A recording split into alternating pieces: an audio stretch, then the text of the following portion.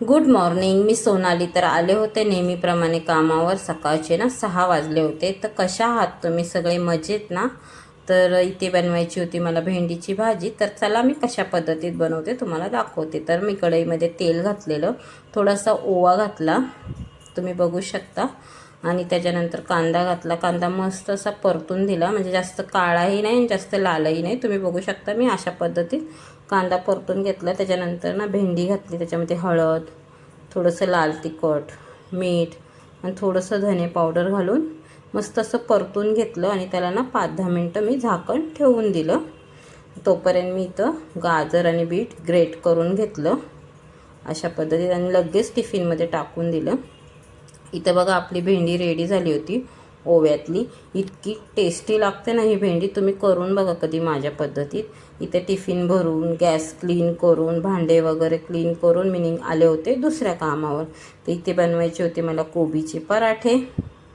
त्याच्यासाठी ना चॉपरमध्ये मी अशी कोबी कट करून घेत होते. मी म्हटलं भरपूर दिवस झाले काय आपले व्हिडिओ, म्हणजे 5-6 दिवस झाले मी काय व्हिडिओज काढले नाही. मी थोडा व्हिडिओमधून ब्रेकच घेतलेला, कारण घरात भरपूर असे कामं होती.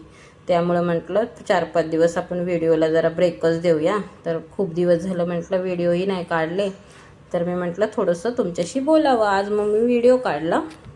तर इथे ना मी मुळ्याची भाजी रेडी केलेली, पालेभाजी. मस्त लसूण, कांदा आणि हिरवी मिरची घालून मस्त फोडणी देऊन आपली इथं मुळ्याची भाजी रेडी झाली होती. इथं मी ना पुलाव ठेवलेला बघा, मस्त असं सॉसचा पुलाव रेडी झालं होतं, चिकन सॉसेसचा पुलाव. सिम्पल असं, काही याच्यात काही जास्त काही घातलं नाही. इथं बनवलेले कोबीचे 10 पराठे.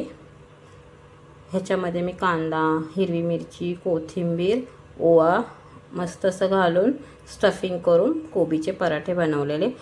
आता हे 2 कामं झाले माझे, अजून 2 कामं बाकी आहेत. मी निघाले होते दुसऱ्या, म्हणजे 2 कामं करायला. बाजूच्या बिल्डिंगमध्ये आहेत, म्हणजे बाजूच्या सोसायटीमध्ये आहेत. तर मी म्हटलं भरपूर दिवस झाले तुमच्याशी बोलले नाही, काय नाही. तर आज मला ना म्हटलं व्हिडिओच काढावं, आणि वेळही भेटत नाही ताईंना मला, भरपूर असं घरीही काम असतं त्यामुळं.